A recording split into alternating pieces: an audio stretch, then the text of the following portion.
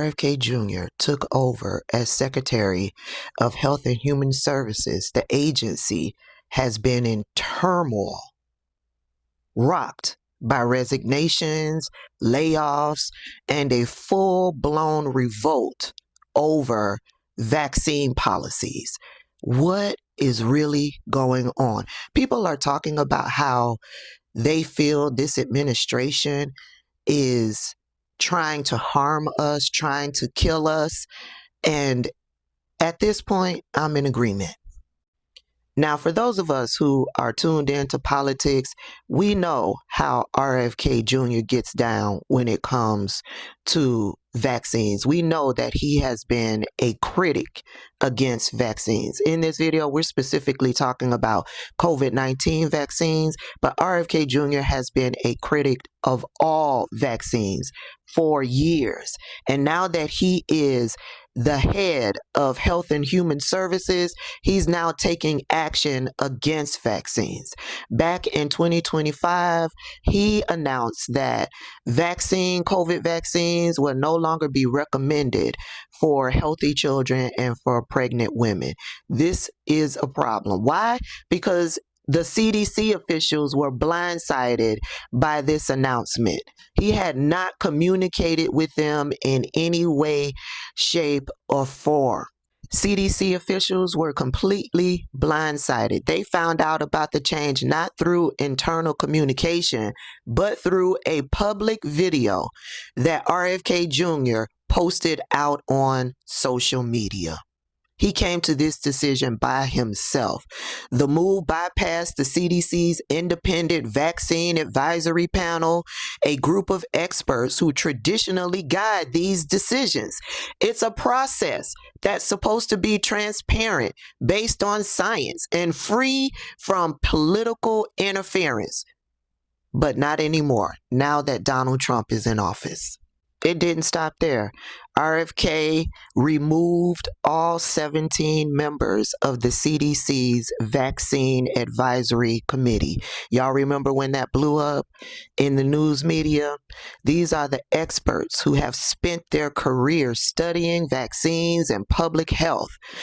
In their place, he appointed new members, some of whom are known vaccine skeptics. But the purges didn't end there. It didn't end with the advisory panel. Remember Doge? Since Kennedy took office, at least 500 to 600 CDC employees have been laid off, including scientists and researchers who work in infectious diseases and vaccine safety among them. Fiona Havers, a senior CDC scientist who oversaw respiratory virus data, she resigned, saying she no longer trusted that the data would be used objectively to set policy. And she is not alone. At least 4 other top CDC officials have resigned in protest. And since that time, we've had other top CDC officials to resign. Within the past 24 hours, Dr. Deb Howry, the chief medical officer of the CDC, has resigned in protest to RFK Jr.'s firing of CDC Director Susan Monterez. She was fired for pushing back against RFK's childhood vaccine views. In addition to her resignation, Dr. Dimitri has also slammed RFK and has resigned and is quoted as saying, quote, "I have never experienced such radical non-transparency, nor have I seen such unskilled manipulation of data to achieve a political end rather than the good of the American people." End quote.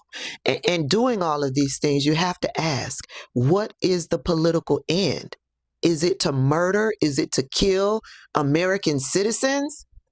In addition to those two, Dr. Dan Jernigan has also resigned from the CDC. Love yourself. Love your neck. Strivectin TL Advanced Neck Cream. Love the This is scary to me. Is it scary to you?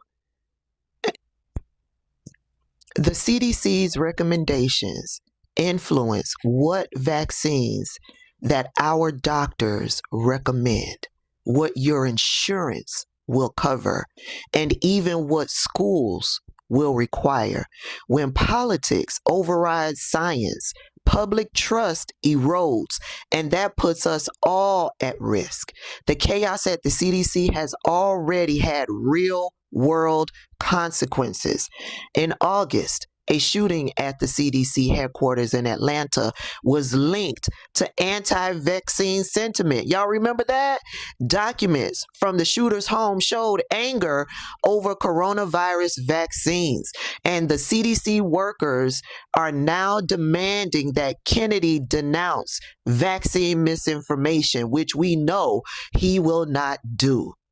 But the damage may have already been done, with experienced scientists leaving advisory panels stacked with skeptics. The CDC's ability to respond to health crises like a new COVID variant or flu outbreak is now in serious jeopardy. This is scary.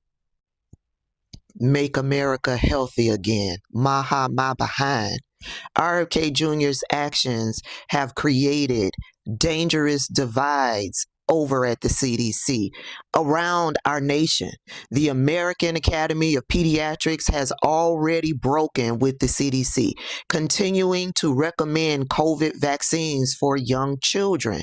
Meanwhile, RFK is pushing forward with his agenda, even as public health experts warn that his policies could lead to lower vaccination rates and more preventable diseases. Remember the measles outbreak? I haven't heard much about the measles outbreak. Is it still an issue? The question is, what do you trust with your family's health? The scientists who have dedicated their lives to protecting us, or our political appointees with a long history of vaccine skepticism? And RFK is accused, it's alleged that RFK is responsible for the deaths of dozens of children over in Samoa because of his ideas of vaccines, how he speaks out against vaccines. I cannot believe that a man with a worm in his brain is heading Health and Human Services. The CDC is supposed to be a beacon of science and trust, but now it is in chaos. It's in crisis. People are revolting. And where does that leave us? This is scary. Y'all let me know your thoughts. Put it down in the comments. At this hour, folks, we are trying to figure out the job status of the CDC director, Susan Menarez. A stunning statement I did not think I would ever have to read. Following reports that she had been fired, Dr. Menarez's legal team released a statement making clear that, quote, she has neither resigned nor received notification from the White House that she has been fired. The statement ends, quote, as a person of integrity and devoted to science, she will not resign. There's a bigger statement that's also out there now. You want to read from No, go ahead. No, what struck me in this opening paragraph of the statement is now Secretary Kennedy and his HHS have set their sights on weaponizing public health for political gain and putting millions of American lives at risk.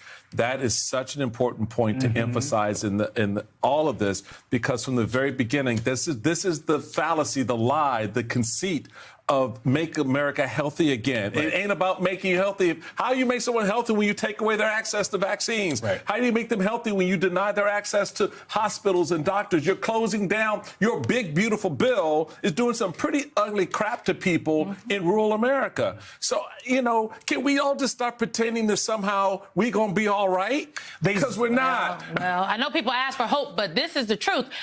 It feels as though, someone said earlier, it feels like they're trying to kill us. And I mean, the way in which our public health system has been compromised, I understand the sentiment. Well, the question is, how can you trust what's coming out of it, Yeah. right? Because at the end of the day, even when there were political actors, right, secretaries have always been political actors appointed by the president, et cetera. You know, sometimes they were donors to the president. They were friends of his. Now you have those people making decisions that have nothing to do with the science, nothing to do with the data, and going on BS that they Googled themselves on the internet, right? And I think and this has been happening for a very long time, the demonization of experts, the demonization of people who care about data, those are the folks that we used to trust. And now you have a country where that is.